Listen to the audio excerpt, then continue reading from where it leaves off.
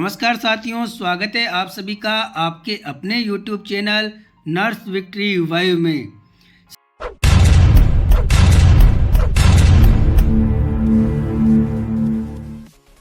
साथियों, आज हम बात करेंगे RLSDC के बारे में। जैसा कि आप सभी को विदित है कि कार्मिक विभाग राजस्थान सरकार द्वारा दिनांक 25/4/2025 को आदेश निकालते हुए प्लेसमेंट एजेंसी ठेका कर्मियों की सूचना निर्धारित प्रपत्र में संबंधित विभाग से मांगी थी, जिसमें से कुछ एक विभागों के द्वारा संविदा कर्मियों की ठेका कर्मियों की डिटेल निर्धारित प्रपत्र में भरकर भिजवाने का कार्य है वो प्रगति पर है। लेकिन मोस्टली डिपार्टमेंट में अभी तक ये कार्य शुरू करने के लिए आदेश भी जारी नहीं किए गए हैं। फिलहाल चिकित्सा, शिक्षा और चिकित्सा विभाग में ये कार्य प्रगतिशील है। जिन विभागों में अभी तक इस कार्य को शुरू नहीं किया गया है, उन विभागों में कार्यरत संविदा कर्मियों और प्लेसमेंट एजेंसी से कार्यरत ठेका कर्मियों से कहना चाहूँगा कि आप लोग संगठित होकर अपने विभाग के मुखिया को ज्ञापन के माध्यम से अवगत कराकर निर्धारित प्रपत्र में आप लोगों की सूचना प्रेषित करवाने हेतु निवेदन करें, ताकि जल्द से जल्द ये कार्य शुरू हो सके। अब बात करते हैं विभिन्न कैडर में कार्यरत संविदा कर्मियों और ठेका कर्मियों के सवालात के बारे में। तो साथियों, बताना चाहूँगा कि काफ़ी साथियों के कमेंट आते हैं कि हम फला कैडर में इस पद पर कार्यरत हैं, क्या हमें भी RLSDC में लिया जाएगा। उन सभी साथियों से कहना चाहूँगा कि जो भी साथी राजस्थान सरकार के अधीन किसी भी विभाग में कार्यरत संविदा कर्मी, ठेका कर्मी, प्लेसमेंट एजेंसी के माध्यम से अपनी सेवाएं राज्य के कार्यालयों और राज्य के संस्थानों में दे रहे हैं, उन सभी को RLSDC बोर्ड के अधीन लिया जाएगा। दूसरा सवाल ये आता है कि जो साथी पूर्व में कार्यरत थे किंतु आज दिनांक को काम से इस्तीफा दे चुके हैं, क्या इनको भी RLSDC में लिया जाएगा।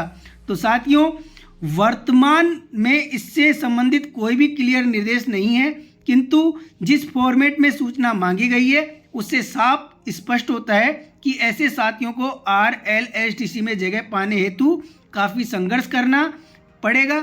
इसके लिए आपका अपना YouTube चैनल नर्स विक्ट्री वाइव सदैव आपके साथ खड़ा है और हर संभव आपकी बात सरकार तक पहुंचाने हेतु प्रयासरत है।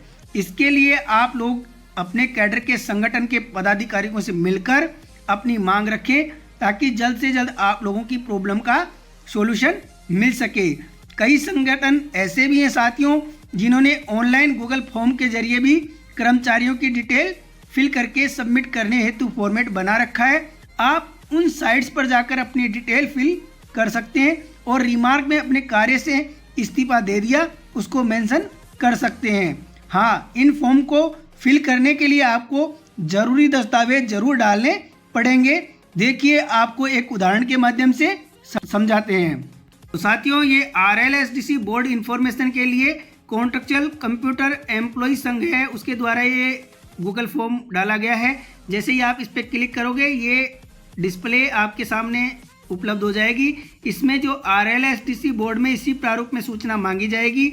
सचिवालय कंप्यूटर ऑपरेटर ठेका कर्मी संघ पंजीकृत के नेतृत्व में सूचना कलेक्ट की जा रही है। तो साथियों, इसमें ये डिटेल है आपकी unique ID, district, block, TSP, name of employee, date of birth, gender, category, ये सब एड्रेस और मोबाइल नंबर आपको इसमें फिल करने हैं।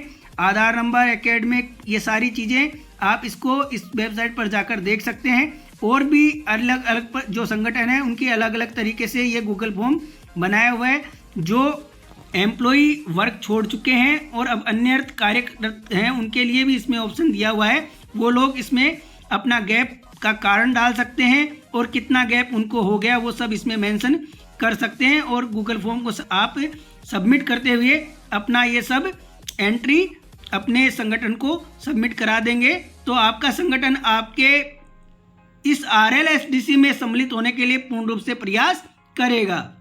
साथियों, आप सभी को दिल से धन्यवाद देता हूं। आप लोग सरकारी विभाग की रीढ़ हैं, चाहे धूप हो या बारिश, कठिन परिस्थिति हो या आपदा, आप सभी ने संविदा पर होते हुए भी हमेशा कार्य के प्रति समर्पण दिखाया है, वह प्रशंसनीय है। संविदा या ठेका आधार पर कार्य करना आसान नहीं होता, निश्चित नौकरी नहीं होती, भविष्य की कोई गारंटी नहीं होती। फिर भी आप लोगों ने पूरे मनोयोग से अपने कर्तव्य को निभाया है। आप सभी का जज्बा मेहनत और ईमानदारी आज सभी युवा वर्ग के लिए एक मिसाल है। याद रखिए, काम की इज्जत उसी को मिलती है जो दिल से करता है।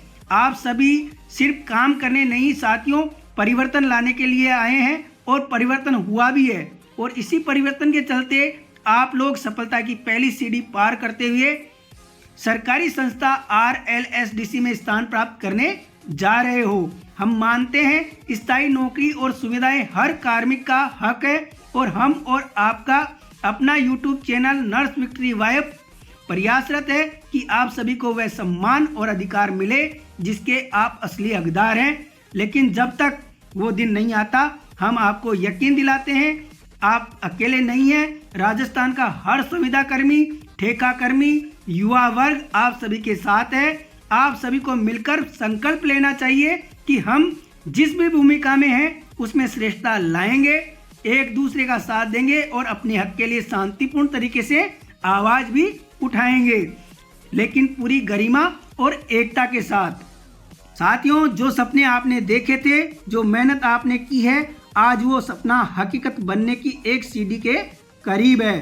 प्लेसमेंट एजेंसी से शुरुआत करके आज आप एक नई बनी सरकारी संस्था RLSDC में शामिल होने जा रहे हैं, जहां से आपकी स्थायी होने और नियमितीकरण की राह आसान होगी। ये आपका सपना ही नहीं, अपितु आपका आत्मसम्मान, आपके परिवार की उम्मीद, आपके संघर्ष की जीत और आपकी कठोर तपस्या का फल है। जब आपके कॉन्ट्रैक्ट पर काम शुरू किया, संसाधनों की कमी थी, अल्प वेतन, सीमित अधिकार और दिन रात मेहनत। जहां लोग नियमितीकरण की उम्मीद छोड़ देते हैं, आपने अपने कार्य और संघर्ष से इसको साबित किया।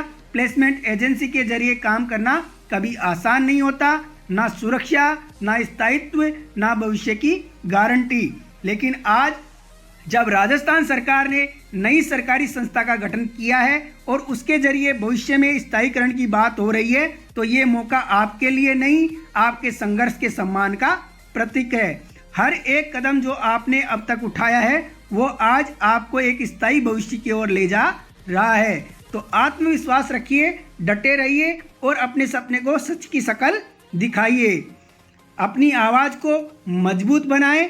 आपका संघर्ष नई पीढ़ी की प्रेरणा है। आपका आज का संघर्ष कल की स्थिरता का आधार बनेगा।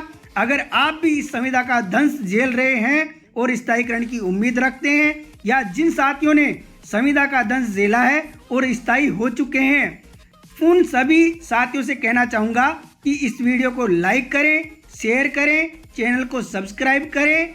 धन्यवाद। जय हिंद, जय भारत, जय नर्सेज।